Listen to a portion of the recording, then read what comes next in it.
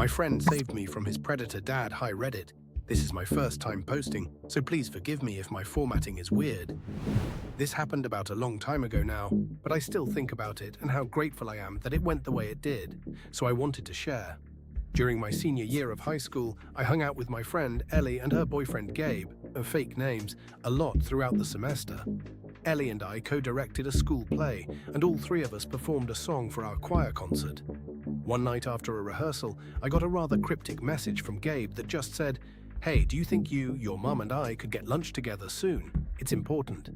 Now, I have anxiety, so this really freaked me out. I called Ellie to see if she knew anything about it that she could share with me, and all she said was, "It's not really something I can talk about. You really should meet with him though." So I messaged him back, agreeing to meet a few days later. It's important to note that this meeting happened maybe 2 weeks after my 18th birthday. So my mum and I met with him, and after a decent amount of small talk, my mum finally asked, "Okay, Gabe, what's this about?" Gabe then went on to tell us how his adoptive dad, a man in at least his 70s at the time, was getting involved in some form of Native American voodoo, as Gabe put it, that used potions and spells. The shoe dropped, however, when Gabe said, "I had a really bad feeling after seeing how my dad was staring at you the other day at a rehearsal. So I snuck into his room and found a picture under his pillow next to a love potion spell. It was two-sided. One picture was of you, OP, and had the words, 'I love you.' The other side was a picture of him, Gabe's dad, with the words, 'You will love me.' Y'all, I can still remember the feeling in my stomach when I heard that. Both my mum and I sat there shell-shocked. Poor Gabe didn't know how to proceed other than to say, 'I needed to tell you because I don't trust him. I will make sure you are never alone with him.' And Gabe stuck to that promise, he and Ellie both, and my mum. They all made sure I was never alone in the same space as that man. And I am so grateful for that. From that point on, whenever I saw Gabe's dad, I had a panic attack until I graduated, and thankfully never saw him again after that. Gabe and Ellie are now happily married with children that I'm hoping don't see that grandparent, and I am safe, alive and well, all thanks to Gabe's goodwill. He's been outside our door for 8 hours. I don't know what to do. My partner and I live in a condo-like situation, with our apartment being at the end of the lot and a trail leading to another street right next to our door. There's no fencing or gate to our condo. I, 29F, live with my partner, 31M, and our dog, 11 but just a baby. Last night our dog was going crazy, then I heard my partner say something downstairs and then shut the door. He's used to not locking the door all the time. Grew up in a place where he didn't necessarily need to, I guess. So sometimes when he enters, he just doesn't lock the door. Turns out a guy opened the door and tried to walk into our apartment, which is why I heard him say something and then shut the door.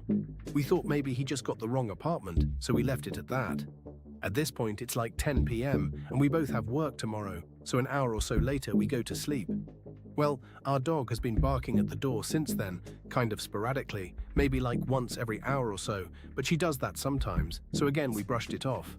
Around 4 a.m, our dog is now going really berserk, and then someone starts pounding on our door. At this point, we're thinking it's probably the same guy from earlier, so my partner goes to yell at whoever it is through our door, and the guy is saying that his wife is in our apartment and that she's cheating on him and she's no longer a Christian woman. I'm not his wife and not Christian to begin with. My partner tells him that his wife is not here, he's got to leave, but the guy is persistent. So we call the police. The guy takes off, surprise. The police can't do anything, so they leave and tell us to call again if he comes back. Well, he's back. I can hear him from our bedroom window shuffling outside and talking to himself. If I call the police, he'll just run away again, and then possibly come back when they leave. So what do? I leave early for work when it's still dark out. Probably not today though, being as he's still outside. What if we call the police, he runs away, and he's back tonight? Update, called the cops again. They got him to leave for now, but couldn't technically arrest him. Heard the officer talking to him though, and it turns out he was just in jail for criminal trespassing. I wonder if he'll come back later.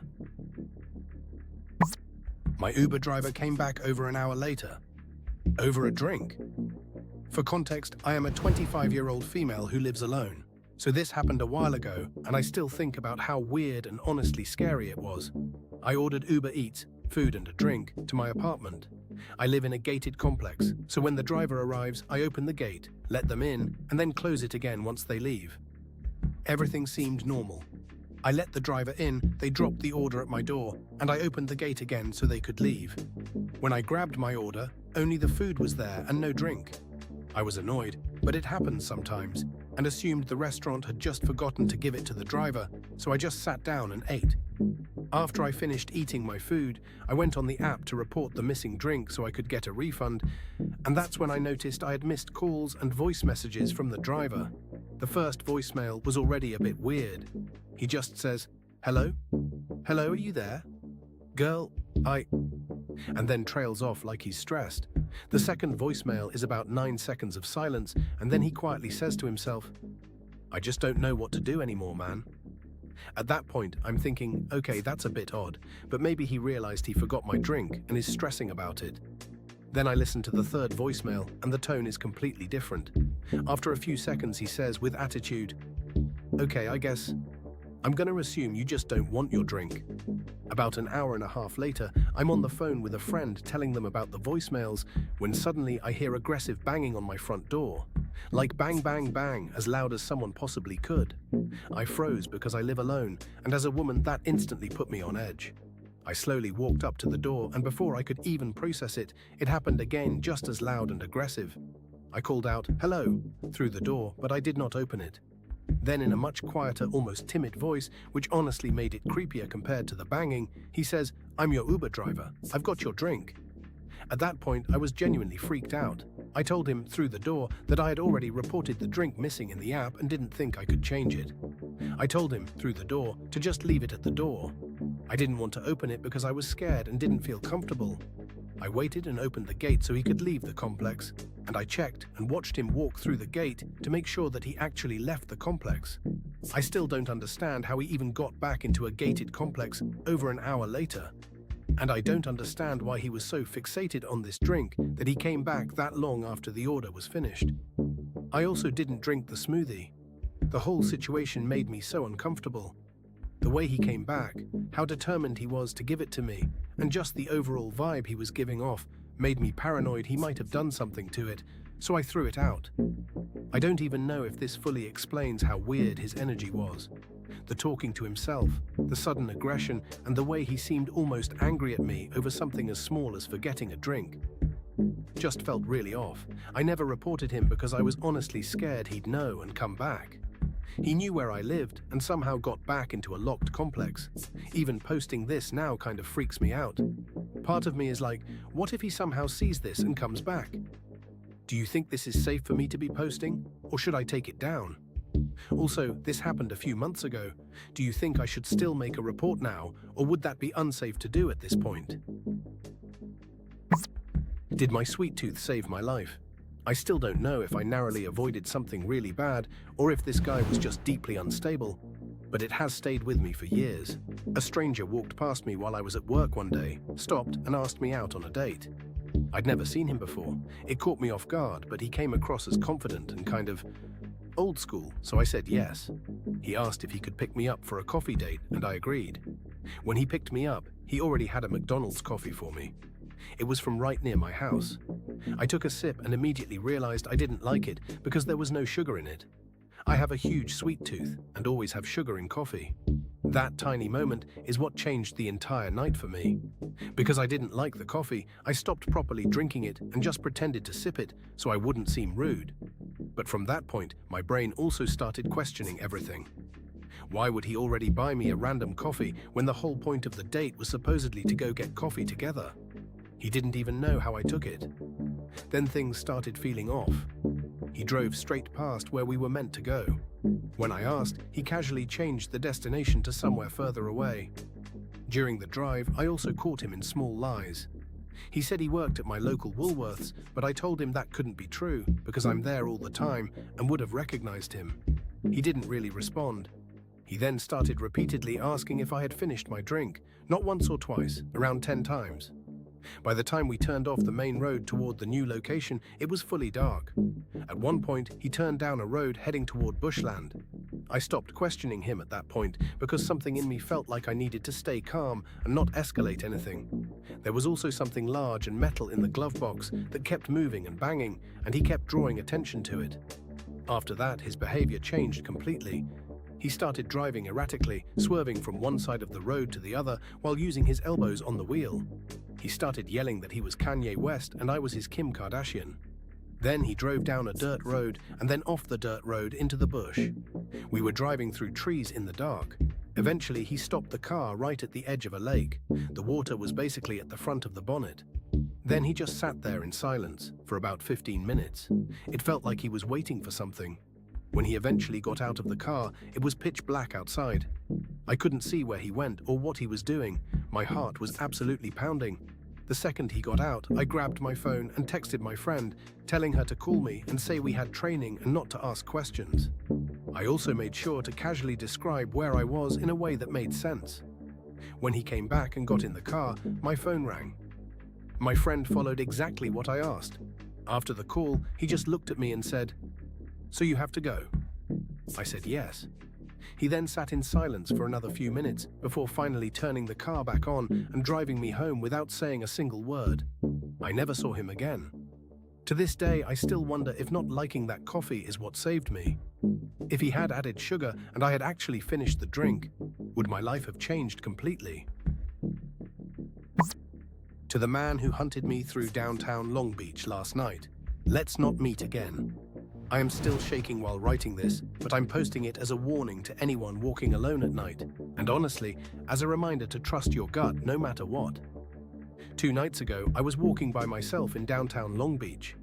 If you know the area, I was walking from the Pike to the Westin Hotel parking structure to get my car. The walk itself is 10 minutes. To give you some context, usually I am completely oblivious when I walk. I love walking and I love being by the beach. I always wear headphones with my music blasting and I'm totally in my own world. I also usually wear heels when I dress up. I was wearing a beige leather dress last night, but because of how far the parking lot was, I decided at the last second to wear flat shoes. That single decision and the fact that I left my headphones off probably saved my life. I was about a block away from my car, crossing the street, when I noticed a man, ranging from maybe a few years older to 10 years older than me, watching me. He crossed halfway into the street, but then abruptly doubled back to the exact same block I was on. I made a left turn at the corner. He went straight. I continued walking for a while. I was close to nearing the edge of the block when I turned around, and I realized that the same man that doubled back was walking in the same direction as me, all the way down at the end of the block. I started to panic. I tried to duck into an entrance to get off the street, but I couldn't find my ticket in my purse, and even if I had, there was no way to get in. I was trapped outside. I kept walking and looked back. He had made a left and was closing the distance. Up ahead, I saw 3 girls who looked like they were heading to a club. I didn't think twice. I just forced myself into their group and started walking with them. 4 of us, 1 of him. I pulled out my phone and called the police because at this point, he had crossed the street and was right behind us. He still kept following us. We made a left turn, and the second we had a chance, the girls and I literally sprinted sideways across a crosswalk so he couldn't catch up before the light changed. There was a bar right ahead, and we ran inside screaming for help. When the man walked past the bar, he didn't even look at me. He just kept walking straight, like he hadn't just spent the last few blocks hunting me down. The absolute second his isolation and privacy were stripped away, he acted like nothing happened. I made it home safe and unharmed because of those 3 amazing girls, and because I happened to have flat shoes on and no headphones. If I had been at my usual baseline, buzzed, deaf to my surroundings, and unable to run in heels, I don't even want to think about what he would have done to me when I got stuck at that locked entrance. Please, please trust your instincts. If someone feels like they are tracking you, they are. Don't worry about being polite. Make a scene, find a crowd, and don't stop running until you're safe. One of my creepiest encounters ever. A few years back, I, now 24F, was an opening barista at a local coffee shop. I was working the bleak 5 a.m. shift that absolutely no one wanted. Poorly lit, the entire city was asleep, corporate and industrial neighborhood. Just bleh, not an ideal place for a 19-year-old girl to be taking a few hits before she clocks in. But I was brazen and naive and believed I was untouchable. Brazen enough to not even double-check how to lock my shitbox new car. I usually went early, so I had time to smoke, so it was freakishly early. Absolutely no one around, not even the city transit across the street, waiting to start their first route yet. Since this was a corporate area in a suburban part of town, there weren't many homeless people either. I thought it was safe, something I have reluctantly learned. Never assume anywhere is safe, especially in the early hours of the morning. Especially as a young woman. This time of year, late November, the fog in the early morning reminded me of Silent Hill. I was completely oblivious to my surroundings, probably messing around with my grinder, when something in my gut told me to look up. As I did, my heart went into my throat. The visibility was terrible, and all I could see in the thick fog and the glare of my headlights reflecting back at me was a massive silhouette of a man dressed in dark clothing, trudging towards my car. There was no one else here. This guy was F***ing huge. It felt like we were the only two souls in the entirety of the world. I knew there was no good reason for this man to be approaching me at this hour. There was no way he had good intentions. I had the presence of mind to put my car in reverse.